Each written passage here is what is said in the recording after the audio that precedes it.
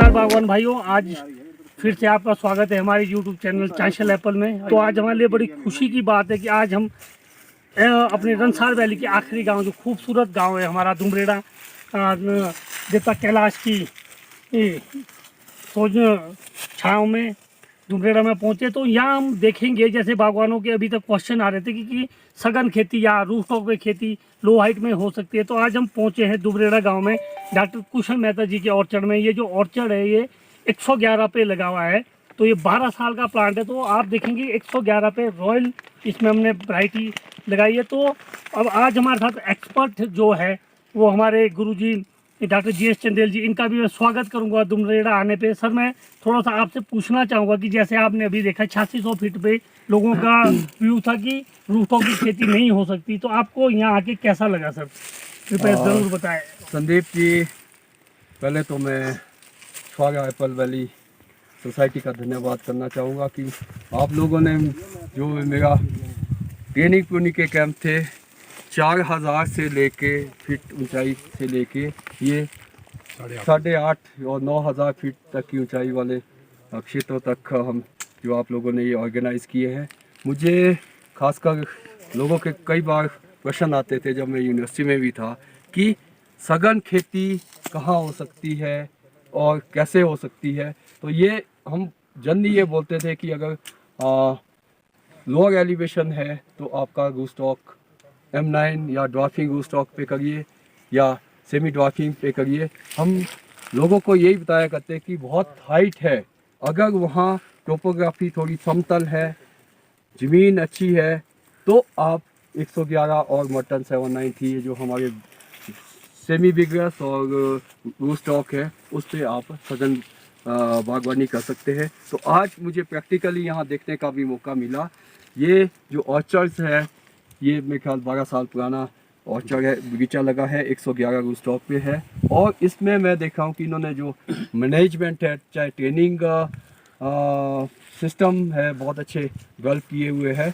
और यह इसमें कोई भी ऐसा साइन नहीं है, कोई डिजीज़ का नहीं है या डिक्लाइन का साइन नहीं है 12 साल तक।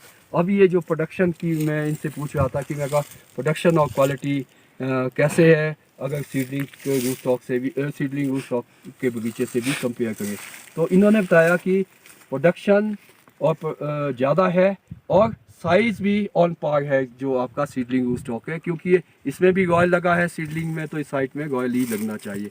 तो जिन बागवान भाइयों के पास हाइट में समतल जगह है, ज़मीन अच्छी है, तो सघन बागवानी की तरफ अगर जाना चाहते हैं तो सेमी विगरस रूस्टॉक जैसे कि 111 पे वो बागवान भाई जा सकते हैं। धन्यवाद।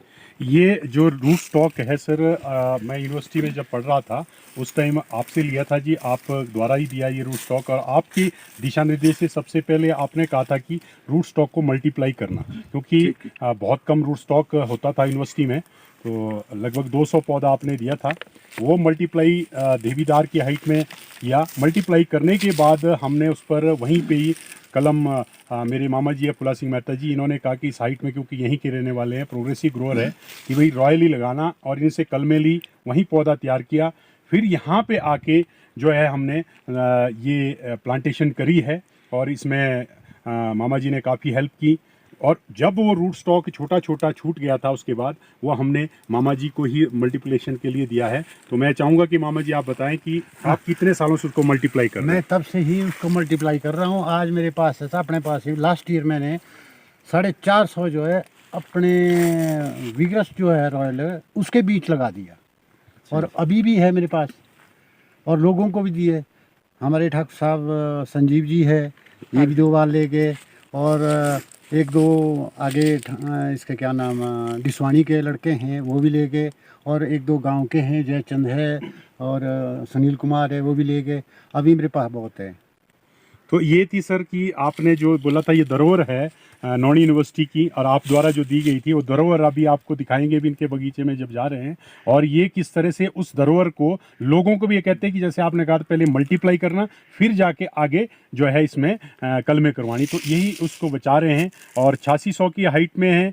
और जब आप से मैंने पूछा था डॉक्टर साहब मैं इसको बहुत हाइट पे लगा रहा हूँ, लेकिन समतल जगह, जैसे अभी आप बागवान भाइयों को कह रहे थे समतल जगह टेरेस बनाऊंगा, तो आपने यही बोला था कि आप जाइए और करिए, कमी आएगी तो हम आपके साथ हैं। और नौनी विश्वविद्यालय के साइंटिस्ट, आप जैसे साइंटिस्ट सबने सहयोग किया।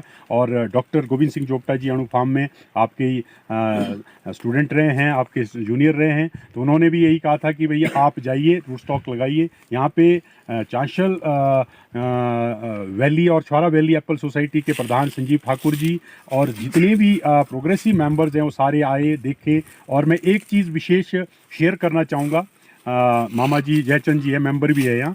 और एक बारी हमसे प्रूनिंग छूट गई थी, जो कि आपने आज भी कहा था कि साइट में दिसंबर महीने में आप प्रूनिंग ओवर करें, हमसे छूट गई और बर्फ़ शुरू हो गई और अप्रैल तक प्रूनिंग नहीं हुई थी। इनका साथ में लगता हुआ बगीचा है, इन्होंने प्रूनिंग कर दी थी, तो यहाँ प्रूनिंग छूट गई। तो हमारे को ये हो गया था कि भाई टहनियाँ हमारी सारी टूट चुकी होगी। यहाँ 3 फुट की बर्फ़ में मैं और मेरा भाई आए थे पर से बड़े मुश्किल से तो रास्ता निकाला। और जब यहाँ आए तो जयचंद जी साथ थे, तो इन्होंने देखा कि एक भी टहनी टूटी हुई नहीं थी। अगर हमारा ट्रेनिंग और प्रूनिंग सिस्टम जो आप साइंटिफिकली करवा रहे हैं, आप देखो किस तरह से ट्रेंड कर रहे हैं इसको चारों तरफ, तो ये कोई भी टहनियाँ नहीं टूटती है सर। मेहता जी, अगर आप इसका जो हम बोलते हैं कि क्रॉच एंगल बिल्कुल वाइड होना चाहिए, तो जितनी भी बर्फ़ गिरेगी टहना टूटने वाला नहीं है।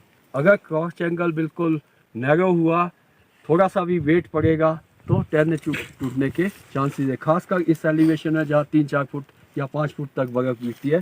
तो मेरा तो फार्मर्स के लिए यही एडवाइस है, चाहे रॉयल पे काम करे, सीडलिंग पे काम करे, थोड़ा जो ट्रेनिंग सिस्टम है उस पर ध्यान दीजिए। जो शाखाएँ निकलनी है उसका क्रॉच एंगल वाइड बनाइए, जो मैं कब बताया भी है। तो अगर उस पर ध्यान देंगे तो आने वाले टाइम में ना बर्फ़ से नुकसान होगा, ना आपका जो फ्रूट क्वालिटी और प्रोडक्शन है वो भी ज़्यादा बढ़ेगी, क्योंकि सूर्य का प्रकाश अंदर की कैनोपी तक पहुंचेगा। मैं चाहूँगा जयचंद जी ये मेंबर भी है, और हमने जब यहाँ पे बालू और बंदर अंदर आ रहे थे तो लग रहा था रूट स्टॉक के ऊपर अगर बालू चढ़ जाएगा तो ये रूट स्टॉक जो है टूट जाएगा। तो मामा जी ने ये कहा कि भाई इसको देखो, नहीं तो आप मारे जाएंगे। कोई पड़ोसी है, यही हमारी हेल्प, यहाँ पानी भरते हैं, सब कुछ है, पानी इन्होंने ही लगभग जो है मेरे ख्याल में 1 किलोमीटर से हमने पानी लाया हुआ है और सबको पानी दिया हुआ है। इनकी सोच थी कि भैया अगर हम पाइप दबाते हुए सीधा अपने बगीचे में लगाएंगे तो सारे काटते रहेंगे, तो सबको ही इन्होंने पानी दिया, तभी ये आज मेंबर भी है इस इलाके, इस गांव के लिए काफ़ी अच्छा कार्य। तो मामा जी आपसे जानना चाहूँगा कि भी जब से सोलर फेंसिंग लगी है और ख़ास करके रूट स्टॉक के और आपका सीडलिंग पे, तो सोलर फेंसिंग के कितना फ़ायदा है? क्योंकि एग्रीकल्चर डिपार्टमेंट ने हमारे को 80% अनुदान भी दिया है। नहीं, इसका तो बहुत फ़ायदा है ना। इस बारी बीच में मतलब वो मेंटेनेंस नहीं हुई, घास लग गया, तो इसमें जो करंट था वो डाउन हो गया। मैंने बोला भी इनको, अब बोलना किसको, अब आप तो थे नीचे अमितन को, बोले यार इसमें बालू और बंदर आ जाएगा, क्योंकि करंट 0 पे हो गया था ही कुछ नहीं। तो रात को घुस गए बालू, 3-4 बालू घुस गए। तो आप मेरा